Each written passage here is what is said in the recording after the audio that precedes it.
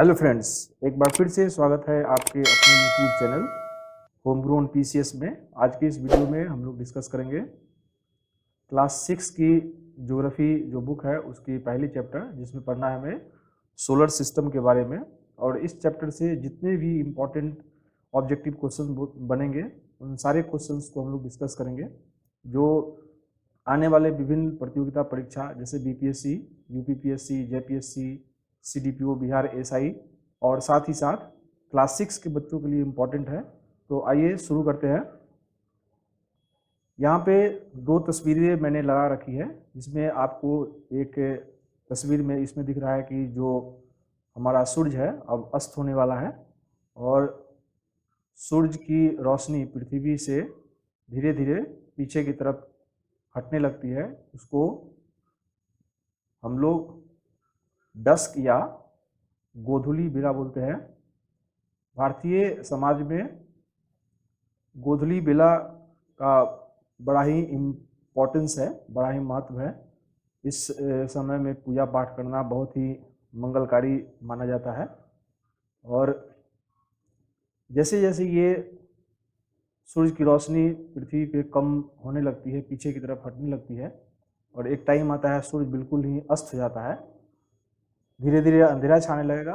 और रात में अंधेरे में हमको ये आसमान में कुछ इस तरीके से दृश्य देखने को मिलता है, जिसमें असंख्य तारे नजर आते हैं।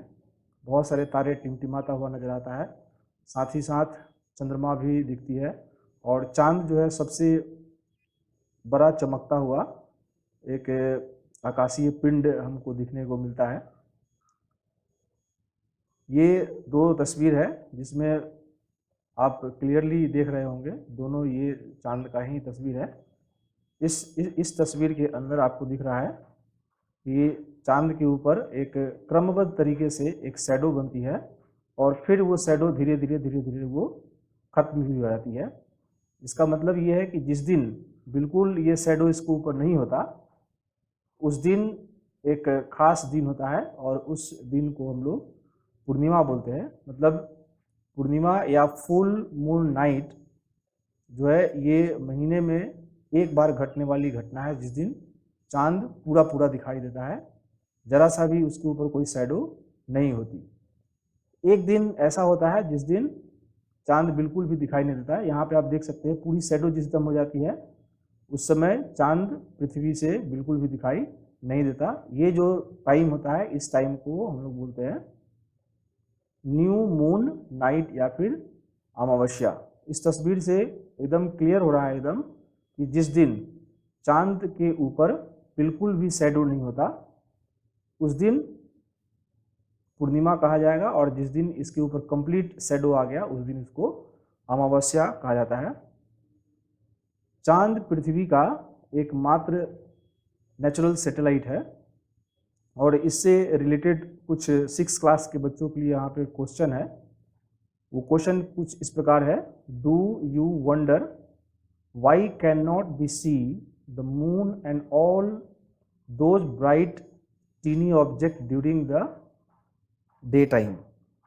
और बहुत ही सिंपल सा इसका जवाब भी है: it is because the very bright light of the sun does not allow us to see all this bright object of the night sky. Question कुछ इस प्रकार है कि दिन के समय में हमें रात की जो आकाश होती है, रात में जो हमको ये शाइनी ऑब्जेक्ट्स दिखते हैं आसमान में, वो दिन में क्यों दिखाई नहीं देते। तो क्वेश्चन का ये आंसर यहाँ पे है कि सूरज की इतनी तेज रोशनी होती है दिन के समय में कि उनकी जो रोशनी होती है वो हमारे आंखों तक पहुँच नहीं पाती। तारों की जो रोशनी होती है या फिर बाकी जो सेलेस्टियल बॉडी है उसकी रोशनी हमारे आंखों तक नहीं पहुँच पाती। इस कारण से हम इनको दिन में नहीं देख पाते। ये हमारा सूरज है। ये सूरज आपको दिख रहा होगा कि एक बहुत ही बड़ा एक आग का गोला जैसा है, और जो आसमान में दिखने वाली, आकाश में दिखने वाली जो ऑब्जेक्ट है, उसमें सबसे इम्पॉर्टेंट है ये। और हमारा जो सोलर सिस्टम है, सोलर सिस्टम का केंद्र बिंदु होता है सन। सेलेस्टियल बॉडीज भी इसको हम लोग बोलते हैं, सूरज को सेलेस्टियल बॉडी भी बोलते हैं, आकाशीय पिंड भी बोलते हैं। और सेलेस्टियल बॉडी के रूप में यदि आप डिफाइन करें तो उसके अंदर सन आ जाता है, मून है, ऑल ऑब्जेक्ट्स जो आकाश में आपको नाइट स्काई में चमकता हुआ नजर आता है, सारे के सारे क्या है, सेलेस्टियल बॉडी है। इसको प्रॉपरली यहाँ पे डिफाइन किया हुआ है, the sun and all those object shining in the sky including moon is known as celestial body. Celestial body जो होती है उसका दो कैटेगरी है। एक कैटेगरी होता है स्टार का, और दूसरी कैटेगरी है प्लेनेट का।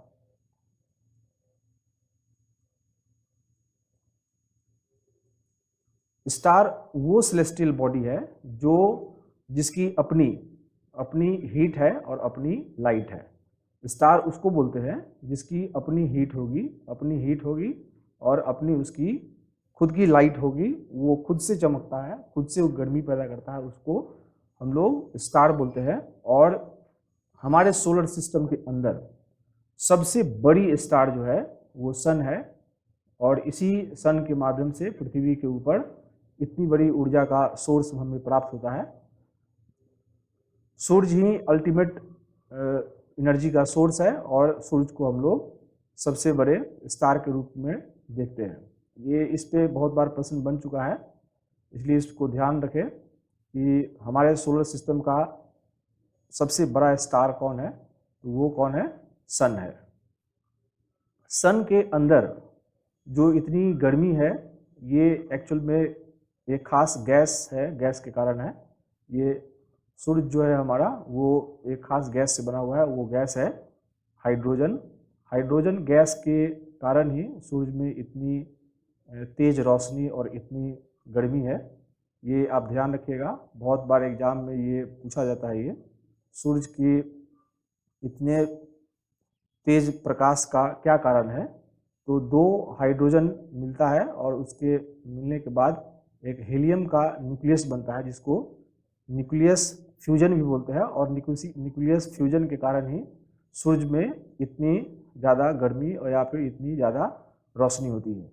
न्यूक्लियस फ्यूजन याद रखिएगा, हाइड्रोजन गैस के दो मॉलिक्यूल जो होते हैं वो मिलते हैं और हीलियम का एक मॉलिक्यूल बनता है, और उसी के बनने के दौरान हीट और एनर्जी जो है वो पैदा होती है।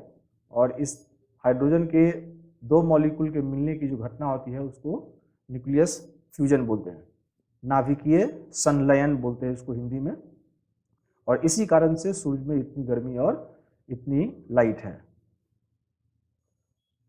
ये आप कुछ इस तस्वीर में आप देख रहे होंगे, यहाँ पे रात के समय में आप देखेंगे आसमान में, तो तारों का एक विशेष ग्रुप होता है जो कुछ खास तरीके के पैटर्न बनाते हैं, कुछ खास तरीके का। ये देखिए, ये ब्लू रंग से कनेक्ट होता है स्टार्स, और ये जो स्टार की ग्रुप है जो एक खास तरीके का शेप बनाता है, फॉर्मेट बनाता है, एक पैटर्न बनाता है, इसको हम लोग बोलते हैं कॉन्स्टिलेशन। कॉन्स्टिलेशन का एग्जाम्पल है उर्सा मेजर, और इसी को हम लोग बोलते हैं बिग बियर। इसका मतलब है कि उर्सा मेजर और बिग बियर जो है एक कॉन्स्टिलेशन का एग्जाम्पल है, मतलब एक तारों का समूह है जो एक खास तरीके का पैटर्न फॉर्म करता है। इसमें एक उर्सा मेजर का ही एक पार्ट है जिसको स्मॉल बियर या फिर सप्तऋषि बोलते हैं, और इस सप्तऋषि को बहुत ही आसानी से हम लोग पहचान सकते हैं। ये देखिए, ये एक स्टार है, ये दूसरा, ये तीसरा, ये चौथा, पांचवा, ये छठा और ये सातवां। कुछ इस तरीके से यहाँ पे ये पैटर्न बनता है, और यही पैटर्न जो है ना सप्तऋषि के नाम से जाना जाता है, जो एक्चुअल में उर्सा मेजर का ही पार्ट है। मतलब हो गया, यहाँ पे क्वेश्चन क्या बन सकते हैं कि उर्सा मेजर क्या है या फिर सप्तऋषि क्या है, उसके एग्जाम्पल्स कॉन्स्टलेशन के रूप में भी पूछे जा सकते हैं कि which of the following is a type of constellation, उसमें उर्सा मेजर्स और सप्तऋषि या दूसरे कोई ऑप्शंस आपको दिए रहेंगे। एशियंट टाइम में कुछ स्टार्स, कुछ खास तरीके के स्टार्स होते थे जिससे लोग रात के समय में डायरेक्शन डिसाइड करते थे, डायरेक्शन पता करते थे। जो नॉर्थ में जो स्टार दिखता था, नॉर्थ डायरेक्शन उससे डिसाइड होता था, उसको हम लोग पोल स्टार भी कहते हैं। और इसकी एक खास बात यह है कि पोल स्टार जो था या जो नॉर्थ स्टार थी वो रिमेन रहती थी on the same position in the sky. और इसको हम लोग बहुत ही आसानी से आइडेंटिफाई कर सकते हैं। ये आप यहाँ देख सकते हैं, इधर यहाँ से यहाँ की तरफ आप देखिएगा, ये है आपका यहाँ पे पोल स्टार। दूसरी भी एक तस्वीर आप यहाँ पे देखिए, यहाँ पे एक लड़की है जो ये 7 स्टार है सप्तऋषि, और इसी को ये यहाँ जो लास्ट में यहाँ पे है, इससे एक बनने वाला एक लाइन्स है, और यहाँ पे आपको देखने को मिल रहा है नॉर्थ स्टार। कुछ इंटरेस्टिंग फैक्ट है क्लास 6 के बच्चों के लिए भी है ये, कि हमारे सोलर सिस्टम के अंदर कितने ऐसे प्लैनेट्स हैं जिसके सराउंडिंग में रिंग्स बनते हैं। वो 3 कुल है, जुपिटर है, सैटर्न है, यूरेनस है, इसके चारों तरफ रिंग्स बनते हैं। इसको भी आप याद रखिए, और इस रिंग्स को आप और हम टेलीस्कोप के माध्यम से देख सकते हैं। यहाँ पे सेलेस्टियल बॉडी की जो दूसरी कैटेगरी है उसके कुछ एग्जाम्पल्स हम लोग यहाँ पे देख रहे हैं। कुछ प्लैनेट्स है जो सन के अराउंड में मूव करते रहती है, और इनके पास अपनी कोई हीट नहीं है, अपनी कोई लाइट नहीं है। ये हीट और लाइट जो इनको मिलना चाहिए वो सन से प्राप्त होता है। तो ऐसी कोई भी सेलेस्टियल बॉडी जिसकी खुद की हीट और खुद की लाइट नहीं है, उसको हम लोग प्लैनेट बोलते हैं। यहाँ पे डिफाइन किया हुआ है, celestial body do not have their own heat and light, उसको हम लोग क्या बोलते हैं, प्लैनेट बोलते हैं। They are light by the light of star, मतलब बाकी जितने भी प्लैनेट है उसको सूरज से ही रोशनी प्राप्त होती है, और ऐसे जितने भी सेलेस्टियल बॉडीज है उसको हम लोग प्लैनेट बोलते हैं। मतलब ऐसी कोई भी सेलेस्टियल बॉडी जिसकी अपनी हीट नहीं है, अपनी लाइट नहीं है, वो खुद से अपनी लाइट या खुद से अपनी हीट या ऊर्जा जनरेट नहीं कर सकते, वैसे सभी सेलेस्टियल बॉडी को हम लोग प्लैनेट बोलते हैं। प्लैनेट वर्ड जो है एक ग्रीक वर्ड है और उसका अर्थ होता है वांडरर। इसको यहाँ पे मैंने दोबारा से आपको ध्यान में रखने के लिए यहाँ पे अगेन यहाँ पे लिखा है earth on which we live is a planet. इसका मतलब हो गया कि अर्थ के पास भी अपनी लाइट नहीं है, अपनी हीट नहीं है। इसको हीट और लाइट कहाँ से मिलती है, सूरज से मिलती है, और जीवन की संभावना जो है पृथ्वी के ऊपर वो सूरज के कारण ही है। और ये हमारा सबसे नियरेस्ट स्टार में से एक है। Sun is the nearest star to our earth. तो बढ़ते हैं आगे की तरफ। आपने इसमें देख लिया सेलेस्टियल बॉडी की दो जो कैटेगरी कौन कौन सी है, एक स्टार है और दूसरी है प्लैनेट। स्टार के पास होती है हीट और लाइट, मतलब with heat and light celestial body जो है वो स्टार हो जाता है, और विदाउट हीट एंड लाइट जो सेलेस्टियल बॉडी होती है उसको हम लोग प्लैनेट बोलते हैं। बढ़ते हैं अगले स्लाइड की तरफ। इस स्लाइड में आपको ये आप तस्वीर देख रहे होंगे जिसमें सोलर सिस्टम को मैंने दिखाने का प्रयास किया है। यहाँ पे ये सन है, और सन के चारों तरफ आप देख रहे हैं कि एक सर्कुलेटरी ऑर्बिट्स बनी हुई है, और उसी ऑर्बिट के ऊपर सारे जो हमारे प्लैनेट्स है वो मूव कर रहे हैं। इसको आप ध्यान से देखिए और समझने की कोशिश कीजिए कि किस तरीके से सन के चारों तरफ बाकी प्लैनेट्स जो है मूव करते रहते हैं। जो हमारा सोलर सिस्टम है उसमें क्या क्या चीज़ आते हैं, तो हमारा सन हो गया, 8 प्लैनेट्स हो गए, सैटेलाइट्स हो गया, और सम अदर सेलेस्टियल बॉडीज है जैसे एस्ट्रॉयड्स है और मेट्रॉयड्स है। यदि सिंपल सा सवाल कोई पूछता है कि how our solar system form, मतलब हमारे सोलर सिस्टम के निर्माण में कौन कौन सी चीज़ शामिल है। तो उसमें सन हो गया, 8 प्लैनेट्स हो गए, कुछ सैटेलाइट्स हो गए और कुछ और सेलेस्टियल बॉडी है जो एस्टेरॉइड्स है, मेटेरॉइड्स है। इसके मिलने से हमारा सोलर सिस्टम बनता है। और हमारे सोलर सिस्टम का जो हेड है, हमारा जो सोलर सिस्टम का मुखिया है, वो कौन है? सन है। सोलर सिस्टम का सेंट्रल पार्ट कह सकते हैं, सेंटर है सोलर सिस्टम का, सेंटर है हमारा सन।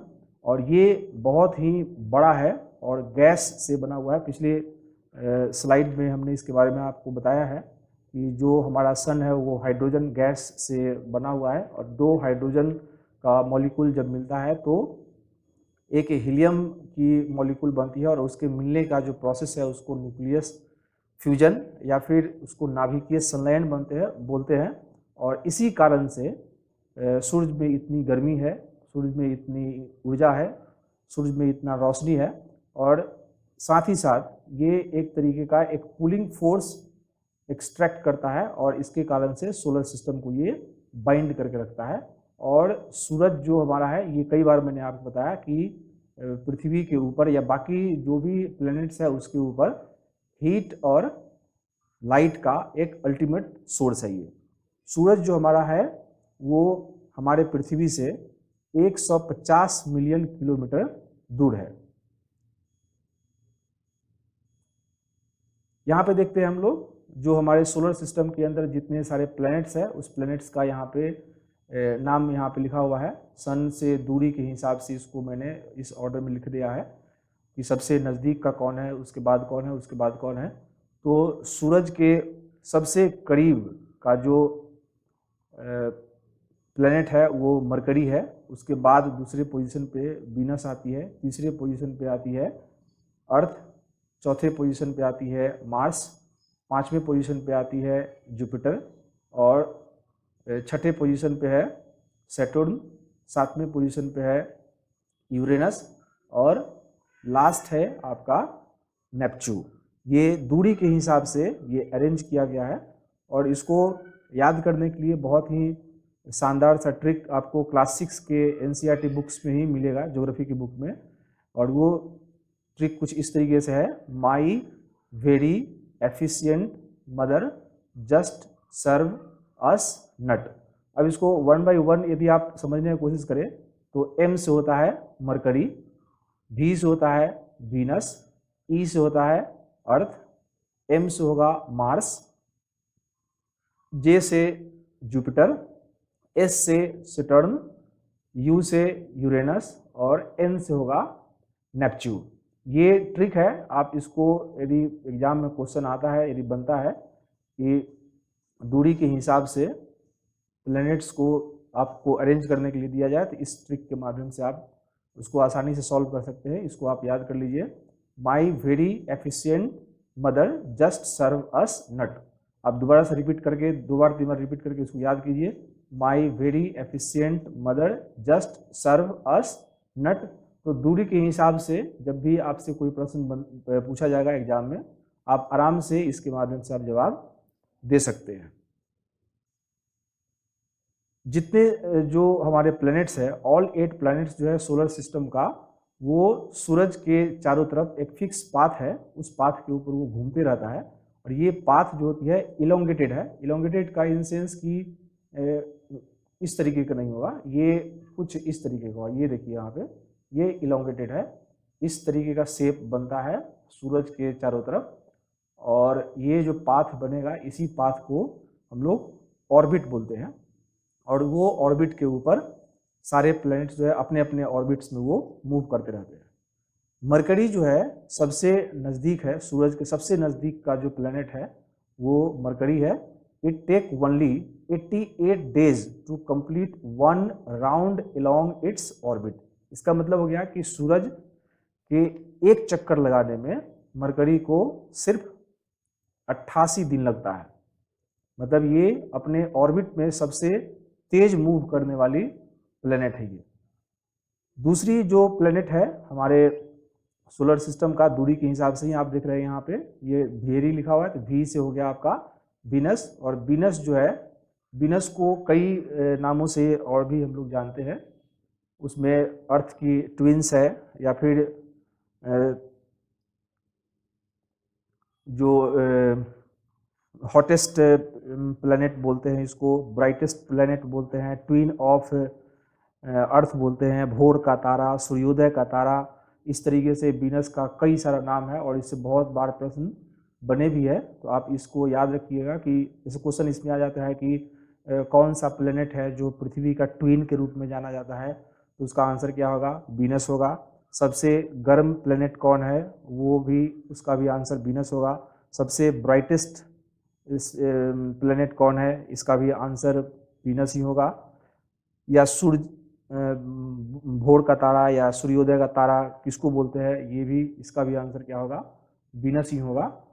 तो ये दो का एग्जाम्पल्स यहाँ पे दिया हुआ है। साथ ही एक कुछ इम्पोर्टेंट है, इस पे भी पिछली कई बार एग्जामों में इस पे पूछा जा चुका है कि 2006 तक प्लूटो जो था उसको प्लैनेट कंसीडर किया जाता था, लेकिन एक मीटिंग हुई इंटरनेशनल एस्ट्रोनॉमिकल यूनियन का और उसमें ये डिसीजन लिया गया कि प्लूटो जो है, जो प्लैनेट का डेफिनेशन है उसको फुलफिल नहीं करता, इसलिए इसको प्लैनेट की कैटेगरी से हटाकर ड्वार्फ प्लैनेट की कैटेगरी में रख दिया गया। मतलब 2006 से पहले यदि कोई सवाल पूछा था कि हमारे सोलर सिस्टम के अंदर कितने प्लैनेट्स हैं, तो वो काउंटिंग में 8 के जगह पे हमको 9 बताना पड़ता था, लेकिन अब 2006 के बाद 8 प्लैनेट की जगह प्लूटो जो है ड्वार्फ प्लैनेट की कैटेगरी में रख दिया गया। कुछ और भी ड्वार्फ प्लैनेट की यहाँ पे नाम मैंने लिख दिया है। सेरस है 2003 UB313, ये भी आपको ड्वार्फ प्लैनेट का नाम यहाँ पे है, इसे भी आप याद रखें। इस पर भी बहुत बार प्रश्न बन चुका है कि सेरस क्या है। सेरस उसमें आपको ऑप्शन दे देगा कि प्लैनेट है, स्टार है, ड्वार्फ प्लैनेट है या कोई नहीं है, तो उसमें आपको चुनना पड़ेगा कि ये ड्वार्फ प्लैनेट है। ये जो स्लाइड है ये काफ़ी इंपॉर्टेंट है, इसमें बहुत सारे क्वेश्चन हम लोग डिस्कस करेंगे। यहाँ पे आप देखिए, यहाँ पे हमारा सन है और सन के चारों तरफ एक इलोंगेटेड पाथ बना हुआ है और इस पाथ के ऊपर सारे जो प्लैनेट्स है वो दूरी के हिसाब से यहाँ पे अरेंज है और सारे प्लैनेट्स के नीचे यहाँ पे उसकी सूरज से दूरी जो है मेंशन यहाँ पे किया हुआ है। आप इसे याद न भी रखें, कोई फर्क ज़्यादा नहीं पड़ता है, लेकिन आप ये जरूर याद रखें कि सूरज के सबसे नज़दीक, सबसे पास का जो प्लैनेट है वो कौन सी प्लैनेट है, वो प्लैनेट है आपका मरकरी। मरकरी जो है सबसे छोटा प्लैनेट है, ये आप ध्यान रखिए, मरकरी सबसे छोटा प्लैनेट है, सूरज के सबसे निकट का प्लैनेट है। इसका कोई अपना उपग्रह नहीं है, जैसे पृथ्वी के अपना एक उपग्रह है चांद, moon is a natural satellite of earth. उसी तरीके से आप यदि क्वेश्चन पूछ देता है कि कौन सी ऐसी प्लैनेट है जिसका अपना नेचुरल उपग्रह नहीं है, अपना कोई नेचुरल सैटेलाइट नहीं है, तो उसमें आंसर में ये मरकरी भी आ सकता है। ये मरकरी जो प्लैनेट है, ये बृहस्पति ग्रह का एक उपग्रह है गिनीमिड, और शनि का एक उपग्रह है टाइटन। टाइटन से भी छोटा है, गिनीमिड से भी छोटा है। आप ये भी याद रखिए कि गिनीमिड क्या है, गिनीमिड है बृहस्पति ग्रह का एक उपग्रह है और टाइटन शनि ग्रह का ये उपग्रह है। तो इससे रिलेटेड कुछ क्वेश्चंस है जो एक बार दोबारा से मैं आपके लिए रिपीट कर दे रहा हूँ कि मरकरी सूरज के सबसे पास की प्लैनेट है, सबसे छोटी प्लैनेट है और इसका कोई उपग्रह नहीं है, और बृहस्पति ग्रह की एक गिनीमिड है उपग्रह, और उसके साथ साथ शनि का एक उपग्रह है टाइटन, उससे भी ये छोटा है। मतलब सोलर सिस्टम के अंदर सबसे छोटी जो प्लैनेट है वो मरकरी है और सूरज के सबसे पास है और अपने ऑर्बिट के ऊपर सबसे तेजी से मूव करने वाली है। ये सिर्फ 88 दिनों में सूरज का एक चक्कर लगा लेता है। ये दूसरे ऑर्बिट में आप देखेंगे यहाँ पे वीनस है, और वीनस के बारे में कुछ बातें जो थी मैंने पहले भी आपको बताई, मैं दोबारा से आपको रिपीट कर दे रहा हूँ उसको। वीनस एक ऐसा प्लेनेट है जिसका रोटेशन जो है ईस्ट से वेस्ट की तरफ होती है। मतलब जब यदि आप वीनस के ऊपर जाएंगे, यदि जाने, ऐसा तो नहीं कि आप जा सकेंगे, लेकिन यदि जाने का मौका मिले तो वहाँ पे आपको जो सनराइज है वो वेस्ट में, मतलब पश्चिम की तरफ आपको दिखाई देगा, और सूरज जो अस्त होता है वो पूरब की तरफ होती है। मतलब ये ईस्ट टू वेस्ट रोटेट करता है। और बाकी और प्लेनेट, एक और प्लेनेट है यूरेनस, ये प्लेनेट भी ईस्ट टू वेस्ट मूव करती है। तो ये आप ध्यान रखिएगा, वीनस और यूरेनस ये जो मूवमेंट है ये ईस्ट टू वेस्ट है। और इस कारण से यहाँ पे सनराइज होता है वेस्ट में, मतलब पश्चिम में, और सनसेट होती है ईस्ट में। वीनस के बारे में कुछ और भी इम्पोर्टेंट फैक्ट है, वो भी आप याद रखिए। जैसे मरकरी के पास कोई अपना उपग्रह नहीं है, उसी तरीके से वीनस के पास भी कोई अपना उपग्रह, कोई नेचुरल सैटेलाइट नहीं है। बहुत बार इससे दोनों से प्रश्न बन चुके हैं कि हमारे सोलर सिस्टम में कौन कौन से ऐसे ग्रह हैं जिनके अपने कोई उपग्रह नहीं है, तो उसमें नाम आता है मरकरी का और वीनस का। वीनस के बारे में आप एक बार मैं दोबारा से रिपीट कर देता हूँ कि सबसे गर्म प्लेनेट है, सबसे हॉटेस्ट प्लेनेट है, सबसे ब्राइटेस्ट प्लेनेट है, अर्थ का ट्विन इसको कहा जाता है, भोर का तारा, सूर्योदय का तारा, सूर्यास्त का तारा, इन सभी नामों से इसको जाना जाता है। तीसरे पोजीशन पे आती है हमारा अर्थ, और ये आप जानते हैं कि हमारे अर्थ को ब्लू प्लेनेट बोलते हैं। और सोलर सिस्टम के अंदर सिर्फ अर्थ ही एक ऐसा प्लेनेट है जिसके ऊपर जीवन संभव है, क्योंकि यहाँ पे जीवन के लिए संभव जितनी भी चीज़ें हों, जैसे हवा हो या फिर रोशनी हो, यहाँ पे पानी हो, सभी सिर्फ अर्थ प्लेनेट पे है। बाकी प्लेनेट पर हमारे वैज्ञानिक प्रयास कर रहे हैं पता लगाने का, लेकिन अभी वर्तमान में अर्थ ही सिर्फ एक प्लेनेट है जिसके ऊपर जीवन संभव है, और जीवन को सपोर्ट करने वाली जितनी मटेरियल होनी चाहिए वो सब अर्थ के ऊपर ही है। बढ़ते हैं, ये जो नेक्स्ट मेरा प्लेनेट है मार्स। मार्स दूरी के हिसाब से आप देख रहे होंगे, पहला यहाँ पे हो गया मरकरी, दूसरा हो गया वीनस, तीसरा हो गया यहाँ पे अर्थ, और चौथा मार्स है।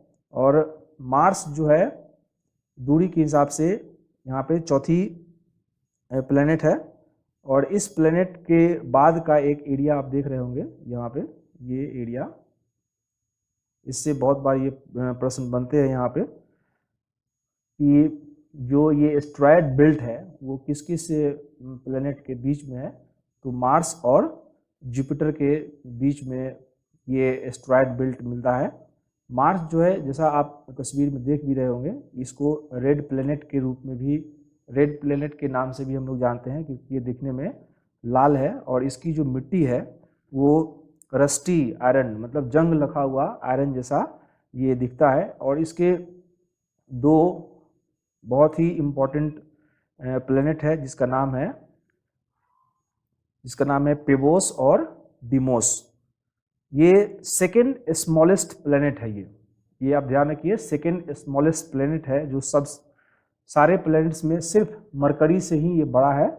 और इससे रिलेटेड जो पॉइंट्स है आप ध्यान रखें, जिसमें इसको रेड प्लेनेट कहा जाता है। इसकी जो मिट्टी है, इसके जो सतह है वो रस्टी आयरन जैसा दिखता है। इसके दो मून्स है जिसको हम लोग पेबोस या डिमोस बोलते हैं। और मरकरी के बाद दूसरी सबसे छोटी प्लेनेट्स के रूप में इसको जाना जाता है। जुपिटर के बारे में कुछ इंपॉर्टेंट फैक्ट्स है जिसको हम यहाँ पे देख लेते हैं। जुपिटर जो है, यदि दूरी के हिसाब से देखा जाए तो ये 5वां प्लेनेट है और सबसे बड़ी प्लेनेट है। ये हमारे सोलर सिस्टम में सबसे बड़ी प्लेनेट है हमारा जुपिटर। जुपिटर जो है वो हमारे सोलर सिस्टम में थर्ड ब्राइटेस्ट नेचुरल ऑब्जेक्ट है। थर्ड ब्राइटेस्ट ऑब्जेक्ट, ये फैक्ट आप जरूर याद रखिए। Jupiter is the third brightest natural object in the earth night sky after moon and Venus. मतलब वीनस और मून के बाद पृथ्वी से दिखने वाली जो सेलेस्टियल बॉडी है उसमें जुपिटर सबसे चमकीला नजर आता है। साथ ही साथ आप इसके कुछ और इम्पोर्टेंट फैक्ट्स याद रख सकते हैं। जो जुपिटर है इसके पास कुल 79 मून्स है, या फिर इसको आप सैटेलाइट बोल सकते हैं, जिसमें से 53 ऐसे हैं जिनका नामाकरण हो चुका है, उनका नाम दे चुका है, और 26 अभी भी अवेटिंग है, उनके ऑफिशियल नाम अभी तक अनाउंस नहीं हो पाया है। बढ़ते हैं, जो हमारा छठा जो प्लैनेट है, जिसमें आपको ये दिख रहा है कि एक रिंग यहाँ पे बन रही है, इसको हम लोग बोलते हैं सैटर्न। ये 6 प्लैनेट है from sun and second largest है आफ्टर जुपिटर। तो सबसे बड़ी प्लैनेट हो गई कौन? जुपिटर, और दूसरी सबसे बड़ी हो गई सैटर्न। तो क्रम में आप याद रखिए, सबसे छोटी प्लैनेट हो गई मरकरी और सबसे बड़ी प्लैनेट हो गई जुपिटर। और जो हमारा सैटर्न है, इसके ऊपर इसको हम लोग, इसका नामकरण जो है ना कुछ इस तरीके से, रोमन साम्राज्य के अंदर वेदर और एग्रीकल्चर के देवता हुआ करते थे, उन्हीं के नाम पर इस ग्रह का नाम रखा गया है। जो सैटर्न है ये हमारे सोलर सिस्टम का एक ऐसा ग्रह है जिसका जो रिंग है बहुत ही स्पष्ट रूप से इसमें दिखता है। ये इसके पास कुल 82 मून्स है, जिसमें 82 मून्स में से 53 का जो नामकरण है वो हो चुका है, और 29 ऐसे प्लैनेट्स अभी भी है जिनका प्लैनेट नहीं, ये सैटेलाइट सैटर्न का, जिसका नाम अभी तक रखा नहीं गया, ऑफिशियली अनाउंस नहीं हुआ है। तो टोटल ये 82 इसके मून्स है, या फिर सैटेलाइट बोल सकते हैं इसको हम लोग। टाइटन नाम की एक इंपॉर्टेंट फैक्ट और याद रखिए, टाइटन नाम का एक इसका मून कहिए या सैटेलाइट कहिए, जो सबसे बड़ा सैटेलाइट है, सेकेंड लार्जेस्ट नेचुरल सैटेलाइट के रूप में इसको जाना जाता है टाइटन को। और ये इससे पे भी बहुत बार प्रश्न बन चुके हैं कि टाइटन किस प्लेनेट का सैटेलाइट है, तो वो प्लेनेट है, वो सैटेलाइट है टाइटन। मतलब टाइटन जो है सैटर्न का एक नेचुरल सैटेलाइट है और सेकेंड लार्जेस्ट नेचुरल सैटेलाइट है। आगे आप देख रहे हैं यूरेनस के बारे में, पहले भी मैंने बताया था, वीनस के साथ बताया था कि वीनस और यूरेनस जो है ये दोनों ईस्ट टू वेस्ट मूव करती है, और इस कारण से यहाँ पे जो सनराइज होगा और सनसेट होगा बिल्कुल अर्थ से अपोजिट होता है। जैसे अर्थ पे देखते हैं कि सुबह में पूरब की तरफ सूर्योदय होती है और शाम में पश्चिम की तरफ अस्त जाती है, यहाँ पे ठीक उसका उल्टा होगा, सूर्योदय पश्चिम की तरफ होगी और जो सनसेट है वो पूरब की तरफ होती है। सबसे लास्ट में यहाँ पे दिख रहा है, ये सबसे दूरी पे आपको दिख रहा होगा, ये है नेपच्यून। नेपच्यून के पास ये 14 चांद है और ये सबसे लास्ट का प्लेनेट है ये। उसके साथ साथ इन सारे जानकारियों के साथ साथ आपको यहाँ भी कुछ चीज़ें लिखी हुई है, इस पर भी आपको गौर करना चाहिए, ध्यान रखना चाहिए। यहाँ पे मरकरी जो है ना, 1 ऑर्बिट अराउंड द सन, मतलब सूरज के चारों तरफ एक चक्कर लगाने में 88 दिन लगाता है, और अपने एक्सिस के ऊपर मूव करने में ये 59 डेज का टाइम लेता है।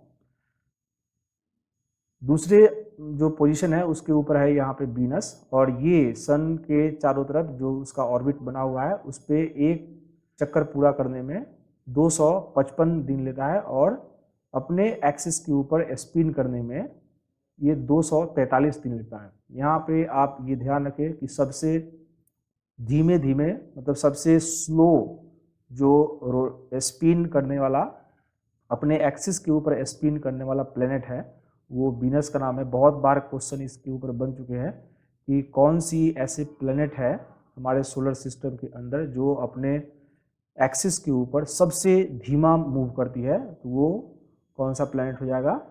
वीनस। 243 दिन लगती है, जबकि आप यदि अर्थ से इसको कंपेयर करें तो अर्थ जो है ना अपना एक स्पिन मात्र एक दिन में पूरा कर लेती है। वहीं आप मरकरी को देखें तो अपने एक्सिस के ऊपर मूव करने में ये लेता है आपको 59 डेज, सबसे ज़्यादा है ये समय। वीनस जो है अपने एक्सिस पे सबसे धीमा होता है, अपने एक्सिस पे रोटेशन में सबसे धीमा प्लेनेट है ये, आप इसको ध्यान में रखें।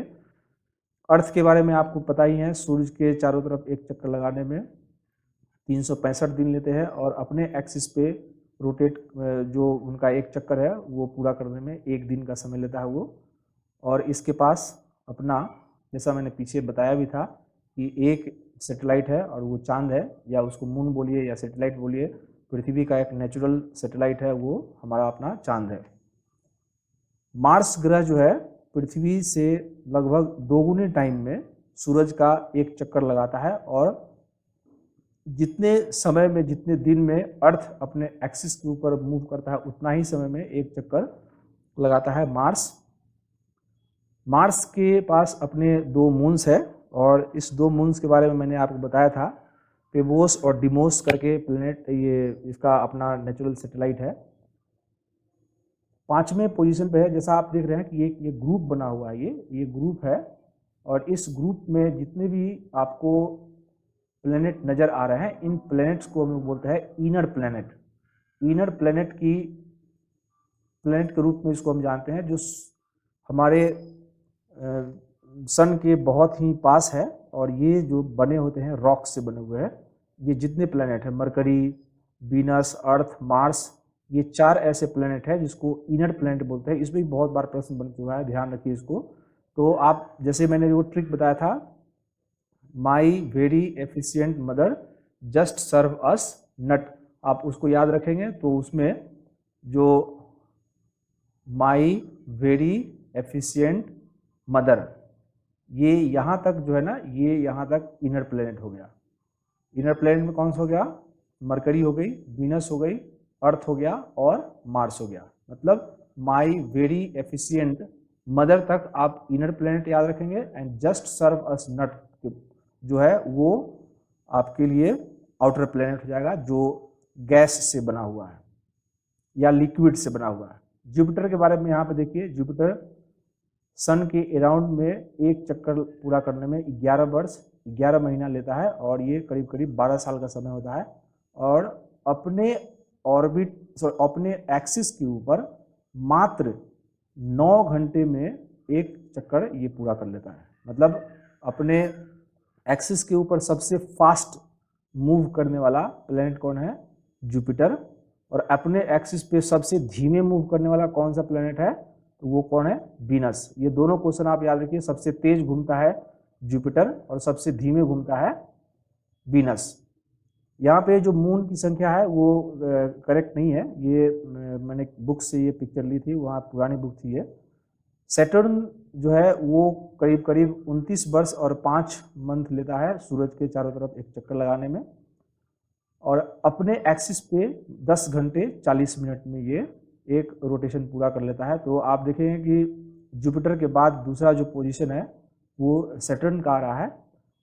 अपने एक्सिस पे रोटेशन में यदि क्रम बनाए कौन सबसे तेज मूव करता है, तो उसमें सबसे पहले नाम पे आएगा जुपिटर, दूसरे पोजीशन पे आएगा सैटर्न, और तीसरे पोजीशन पे आता है नेपच्यून। आप यदि यहाँ पे देखें तो लिखा हुआ है 9 घंटा 56 मिनट, करीब करीब 10 घंटे का टाइम है। सैटर्न का 10 घंटा है। यहाँ पे नेपच्यून का यहाँ पे लिखा हुआ है 16 घंटे 7 मिनट, और यूरेनस का यहाँ पे लिखा हुआ है 17 घंटे और 14 मिनट। तो सबसे फास्ट मूव में अपने एक्सिस पे मूव करता है आपका ये जुपिटर। दूसरे पोजीशन पे आ गया आपको सैटर्न, तीसरे पोजीशन पे आ गया यहाँ पे नेपच्यून, और चौथे पोजीशन पे है यूरेनस। बाकी का आप क्रम यहाँ से आप बना सकते हैं। और ये जो इधर जो प्लेनेट का ग्रुप है जिसमें टोटल 4 प्लेनेट है, और इसको हम लोग बोलते हैं आउटर प्लेनेट, जो बहुत बड़ा भी है और गैस और लिक्विड से बना हुआ है। आप ध्यान रखिएगा, इसको पृथ्वी के ऊपर से आप नहीं देख पाएंगे, बाकी इनर प्लेनेट को पृथ्वी के ऊपर से भी देख पाते हैं। ये कुछ अर्थ के बारे में है, इसमें कुछ ज़्यादा विशेष मैंने मेंशन नहीं किया है। जो पिछली स्लाइड सी उसके ऊपर जितने क्वेश्चन बन सकते हैं एग्जाम में, उसका मैंने वहाँ पे डिस्कस किया। ये क्लास 6 के बच्चों के लिए इम्पोर्टेंट है। ये अर्थ जो हमारा है वो 3rd नियरेस्ट प्लेनेट है सन का, और ये 5वां लार्जेस्ट प्लेनेट है हमारे सोलर सिस्टम का। पीछे मैंने बताया कि हमारे सोलर सिस्टम में सबसे बड़ी प्लेनेट जो है जुपिटर है, और सबसे छोटी मरकरी है। ये जो है ना स्लाइटली फ्लैटेंड है पोल के ऊपर, जिसको जियोइड शेप हम लोग बोलते हैं। और जितने भी फेवरेबल लाइफ सपोर्टिंग जो कंडीशन है वो अर्थ के ऊपर ही संभव है, इसलिए अर्थ के ऊपर आपको जीवन देखने को मिलता है। तरह तरह के पेड़ पौधे, जितनी भी चीज़ें आपको नज़र आती है जो सजीव या फिर लिविंग ऑर्गेनिज्म के रूप में जानते हैं, वो सब आपको अर्थ के ऊपर ही मिलेगा। और उसके पीछे कारण क्या है कि यहाँ पे हमारे लिए गैसेज है, ऑक्सीजन्स है, वाटर है, लाइट है, और ये सभी हमारे लिए सपोर्टिव है, हमारे लाइफ को सपोर्ट करता है आगे उसको कंटिन्यू करने में। पानी की अधिक मात्रा है, इस कारण से अर्थ को हम लोग ब्लू प्लेनेट भी हम लोग बोलते हैं। कुछ इंटरेस्टिंग फैक्ट्स है जो क्लास 6 के बच्चों के साथ साथ कॉम्पिटिटिव एग्जाम में भी ये सवाल बनते हैं यहाँ पे। लाइट की जो ट्रेवल करने की स्पीड है वो करीब करीब 3 लाख किलोमीटर पर सेकेंड का है, और इतनी स्पीड से भी सूरज की रोशनी जो है हमारी धरती पर पहुंचने में तकरीबन 8 मिनट का समय लगता है पृथ्वी पर पहुंचने में। दूसरी जो इंटरेस्टिंग फैक्ट है वो आप याद रखिए, नील आर्मस्ट्रॉन्ग है जो फर्स्ट पर्सन था जो चांद की सतह पे 21 जुलाई 1969 में अपना पैर रखा था, पहला ये आदमी था। आपको यहाँ पे क्वेश्चंस यहाँ कुछ दिए हुए हैं, आप ट्राई कर सकते हैं कि आप पता करिए कौन कौन से भारतीय ऐसे हैं जो चांद पे जा चुके हैं, चांद विजिट कर चुके हैं। आप पता लगाने का कोशिश कीजिए। ये हमारा मून है, और मून हमारा जो अर्थ है उसका एकमात्र सैटेलाइट है, और ये जो है ना हमारे पृथ्वी से तकरीबन 3,84,400 किलोमीटर हमारे पृथ्वी से ये दूर है। एक खास बात है जिसपे बहुत बार प्रश्न कॉम्पिटिटिव एग्जामिनेशन में बनती है कि हम हमेशा चांद के एक ही पार्ट को क्यों देख पाते हैं, तो उसका सीधा सा और बहुत ही सिंपल सा जवाब है कि मून जो है हमारे पृथ्वी के चारों तरफ करीब 27 दिन में एक चक्कर लगाता है, और उतना ही टाइम वो अपने एक्सिस के ऊपर एक स्पिन पूरा करने में लेता है, 27 दिन का ही टाइम लेता है। और इसी कारण से ये चांद का एक ही पार्ट हमको हमेशा विजुअल होता है। आप इसको जरूर याद रखें, मून की जो रोटेशन और रिवोल्यूशन है अर्थ के सराउंड में और अपने एक्सिस के ऊपर, उसमें करीब करीब दोनों समय जो है ना 27 दिन का है, और इसी कारण से जो हमारा मून है उसका एक ही हिस्सा हम लोग देख पाते हैं। क्लास 6 के बच्चों इसको आप ध्यान में रखेंगे। सैटेलाइट्स को हम लोग किस रूप में डिफाइन करते हैं? A satellite is a celestial body that move around planet in the same way the planet move around the sun. मतलब हमारे पृथ्वी के चारों तरफ जो चक्कर लगाते हैं उसको हम लोग सैटेलाइट बोलते हैं, और सन के चारों तरफ जो चक्कर लगा रहे हैं उसको हम लोग बोलते हैं प्लैनेट बोलते हैं। ह्यूमन मेड प्लैनेट जो होता है वो आर्टिफिशियल बॉडी है, मतलब मानव निर्मित है, और उसका यूज हम लोग तरह तरह के इंफॉर्मेशन को गैदर करने में, कलेक्ट करने में, कम्युनिकेशन से रिलेटेड या टेलीविजन पे जो प्रोग्राम्स आते हैं उसके लिए हम लोग तरह तरह के सेटेलाइट बनाते हैं। कुछ इंडियन सेटेलाइट्स है जिसका नाम यहाँ पे लिखा हुआ है, इनसेट है, ISR है, यूडूसेट है, इन सब का नाम आप याद रखें। और इस स्लाइड के ऊपर जो सबसे इम्पॉर्टेंट कॉम्पिटिटिव एग्जाम के लिए जो क्वेश्चन है वो ये सेक्शन है, आप इसको जरूर ध्यान रखें। The moon moves around the earth in about 27 days, it take exactly the same time to complete one spin. मतलब पृथ्वी के चारों तरफ घूमने में 27 दिन, और इतना ही टाइम में ये स्पिन करता है, और इस कारण से इसका एक ही हिस्सा पृथ्वी से हमको आपको दिखाई देता है। ये कुछ एस्ट्रॉइड्स का तस्वीर है, आप एस्ट्रॉइड्स देख सकते हैं, छोटे छोटे पत्थरों का एक समूह है जो मार्स और जुपिटर के बीच में, आपको मैंने बताया भी था। ये यहाँ पे देखिए, ये मार्स प्लेनेट है और ये है हमारा जुपिटर, और इसी दोनों के बीच का जो एरिया है, इसी बीच में ये आपको ये एस्ट्रॉइड बेल्ट है। ये तो ये हमारा जो प्लेनेट है उसके कंपेयर में यहाँ पे छोटे छोटे, इसके साइज के कंपेयर में छोटे छोटे, लेकिन बहुत छोटे भी नहीं होंगे। यहाँ पे बहुत असंख्य मतलब एक रॉक्स का टुकड़ा आपको देखने को मिलेगा, और इन्हीं को हम लोग बोलते हैं एस्ट्रॉयड बोलते हैं। और वो एक जिस तरीके से पाथ बना हुआ है उसी में वो मूव करते रहते हैं, पृथ्वी की तरफ वो नहीं आते। लेकिन ऐसी भी कुछ सेलेस्टियल बॉडीज़ है जो पृथ्वी की तरफ भी मूव कर जाती है, पृथ्वी के वातावरण में, एटमॉस्फेयर में इंटर कर जाती है। तो ऐसे जो सेलेस्टियल बॉडी है उसको हम लोग मेट्रॉयड बोलते हैं। जब वो पृथ्वी के एटमॉस्फेयर में जब वो इंटर करती है तो जो एयर है उसके साथ उनकी फ्रिक्शन की वजह से उसमें वो जलना स्टार्ट हो जाता है, और पृथ्वी के ऊपर जब वो गिरता है तो आप इस तस्वीर में आप देख सकते हैं कि किस तरीके का स्थिति वो पैदा कर सकता है। वो जब पृथ्वी पर गिरता है तो बहुत ही विनाशकारी स्थिति होती है।